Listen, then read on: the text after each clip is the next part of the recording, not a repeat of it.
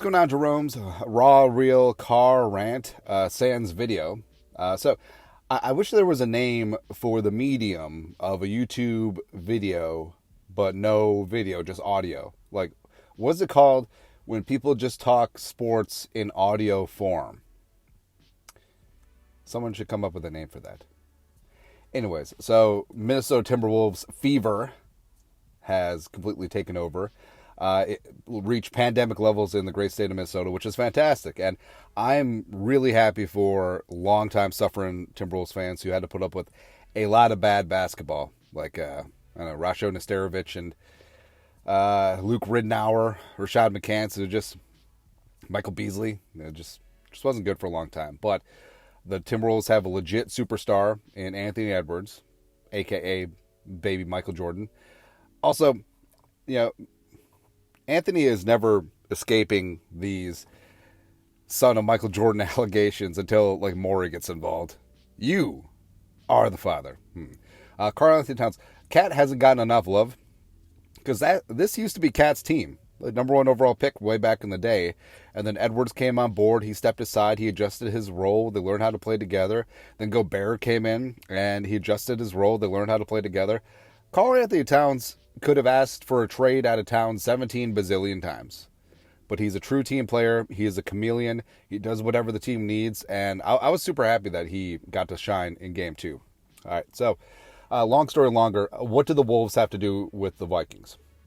All right, so the Wolves right now, up 2-0, allegedly have the alleged MVP coming in their building game 3 on Friday night. And you just know Target Center is just going to be loud and proud, just giving Jamal Murray the business. Like, the NBA was going to suspend him for him being a douche game 2, but they're like, your punishment must be more severe. So now he has to play all 48 minutes of games 3 and 4. Sweep. Also, Jokic. You think that the Target Center crowd is going to be giving Jokic his flowers, sarcastically calling him MVP. Every time Ant does something good, the real MVP, MVP, MVP. It's going to be great. But, so what does this have to do with the Vikings? Number one, so the Vikings have been going through this competitive rebuild. And Kwesi and Kevin O'Connell, they've done quite well. And they've set themselves up for the future. Ton of cap space. They've gotten to be one of the youngest teams in the league. They have young stars and young potential stars at all the key positions. And you're good to go, right? And it's really hard to completely change the course of a boat. So I'm sure that in a private moment, like Kwesi would have preferred just to completely bottom out in 2022 and then rebuild from the ashes, but that's not good business. And you could say whatever you want about the Wilfs. No owner is going to sign off on that. They're just not. Right? But won the division in 2022. Would have won the division in 2023 if Kurt hadn't popped his Achilles. But they moved on from Kurt. They moved on from Daniil. They moved on from Kendricks and Thielen and Dalvin and Barr and basically everyone. Like, lots of veterans have been out the door. Right? And now the Vikings, led by Justin Friggin Jefferson, you got J.J. McCarthy, you got Dallas Turner, Addison, Darisaw, Hawkinson, baby. Youth all over the place. Brian Flores building an absolute bully on that side of the ball. There's a lot to like. And they should take some inspiration from the Timberwolves, because it used to be in the NBA that there was rungs on the ladder that you had to climb. Right? So first you win your division, and first you get to the conference semifinals, and then the finals, and then eventually the conference finals, and then the NBA finals, and then you lose a couple times, and you finally break through, right? It's like the Lakers had to get through the Celtics, and then the Pistons had to get through the Lakers, and then the Bulls had to get through the Pistons, and then eventually the Lakers and whoever, right? And that's how it used to be. It's not that way anymore. The Wolves legitimately could come in like a lightning bolt and win the NBA title this year. Remember, they were knocked out in the first round last year. And won a playoff series that's like 0-4, right? Well, unless you count the play-in game, which... But that's the new NBA. And that's always how the NFL has been. And I know people are bankers like, oh, well, give Jay McCarthy some time to marinate, and maybe he'll step up, and then he'll be good, and then give the young guys time. Why not be good now? Why not be good now? Because, yes, the Vikings are young in all the right places, and also they're talented in all the right places. And the fact that you look at C.J. Stroud last year, maybe having one of the best rookie quarterback seasons in NFL history, I understand that's an anomaly. But if J.J. McCarthy goes into camp, wins this job, he's going to be surrounded by talent and also has coaches who are not going to put him in bad spots. And McCarthy is a weird dude, but he's built different. Like, he unabashedly will put the team first. He will do whatever the team needs. He will not make mistakes. He will not be the reason that you lose. And I think that has a ton of value, especially when he's surrounded by Jefferson and Addison and Hawkinson, all this talent. So the Vikings out of the gate, whether it's Sam Darnold or whether it's J.J. McCarthy, I think you're looking at a top 10 offense. Defensively, so the Wolves, in an offense league, have built maybe the best defensive basketball team since, what? The 08 Celtics, the early 2000s Larry Brown Pistons, Ben Wallace and company. The Wolves play completely asinine defense, and I mean that in the best way possible. They got length all over the floor. Gobert is the 4-time Defensive Player of the Year. Cat and Nas. And also, everyone said, you can't play three bigs in the modern NBA. Watch us. And the fact that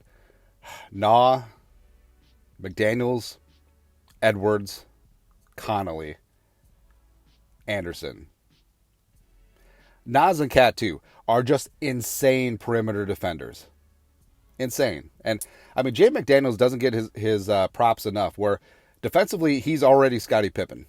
Doesn't have the offensive game of Scottie Pippen quite yet, isn't as well-rounded, and may not ever be that point forward that Pippen was. But defensively, so Jay McDaniels listed as a power forward. He can guard point guards. He can guard wings. He can guard in the post. He can do whatever you need. That insane wingspan, those long-ass arms. He's one of the best perimeter defenders in the league. Edwards is one of the best ball defenders in the league. Gobert is the best defensive center in a generation.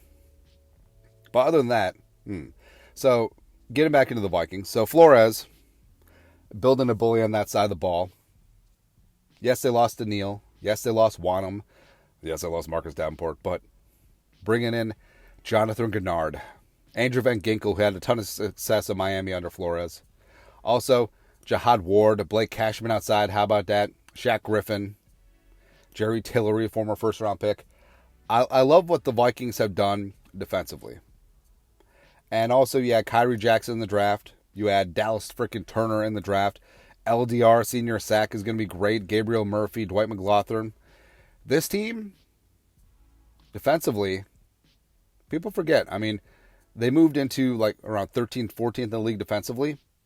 That is a massive jump from 31st last year. And also that includes towards the end of the season when teams, don't want to say they caught up to the defense, but I feel like eventually you run out of bodies and you run out of steam. I think that's what happened in the last couple of games.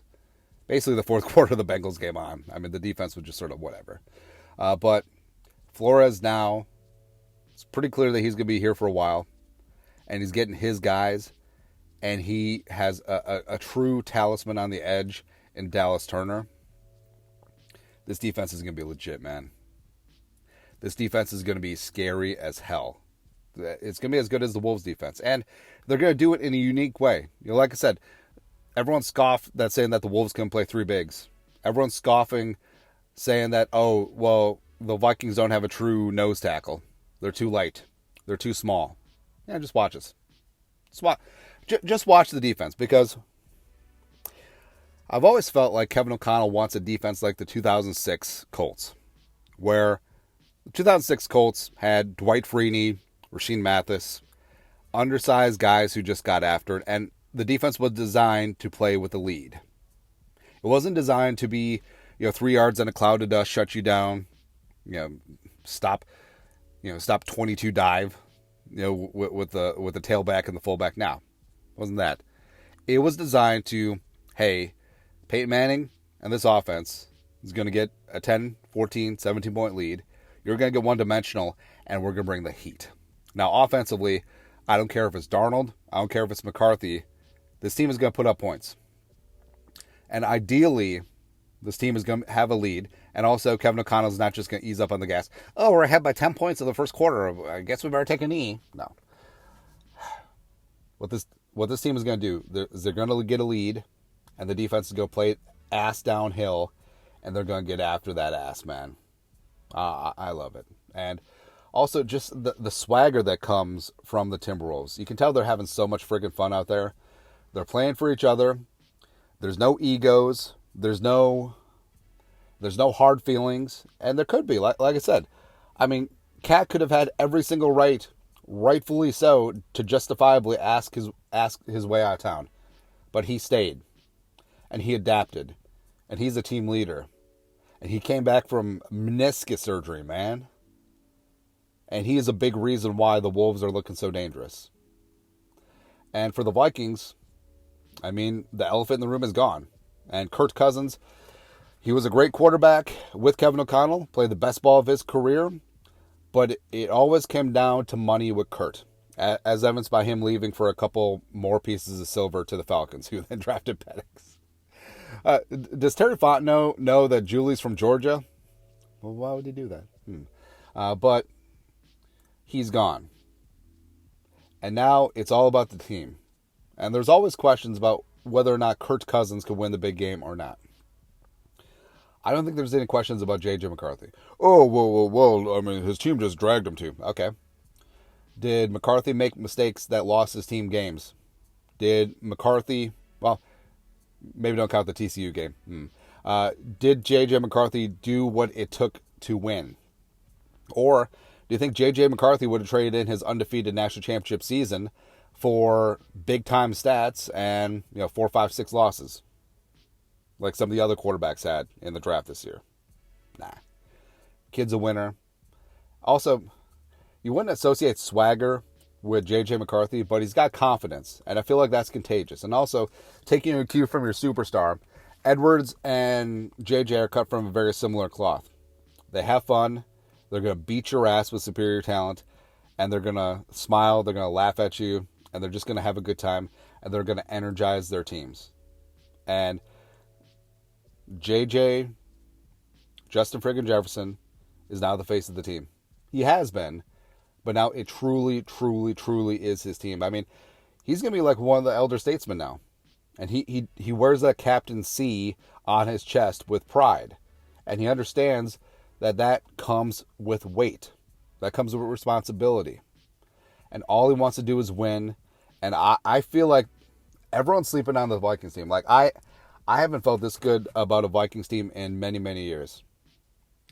Because not only are they going to be good immediately this year, they're going to be good for many, many years to come. So I respect the vision that Kwesi and Kevin O'Connell had assembling this team. It's very similar to the vision that Conley and Finch had of this team. It's all about culture. And when the culture shifts from a loose collection of individuals, a bunch of mercenaries, a bunch of 1099ers, once you get a team, magical things can happen. The Wolves are a team. The 2024 Minnesota Vikings are a team. And they're going to play fun, exciting, fast, and free football. That's going to be great. Also, if and when the Wolves rip this thing off, win the NBA title, bring a sweet, sweet taste of victory back to the great state of Minnesota, it's going to raise expectations. And that's going to carry over to the Vikings as well. Because, hey, you know what's better than a championship parade in June? A championship parade in February. Raise the standard. What you tolerate is the standard. If you're fine with just 500 ball, maybe sneak in the playoffs, maybe you get a wild card. No, raise your expectations. And no, I'm not saying you should tank, which tanking has worked out wonderfully for teams throughout NFL history. No. Every single year, build. and the Vikings have been building for the last couple of years, this rebuild is complete. They have a young, hungry team with new leadership, and the culture has changed. It's exactly like the Timberwolves. And I can't wait to see what happens, man. So, there you go. Anyways, that's it. Raw, real car rant. You guys are the best. You know what to do. Skull. No production value.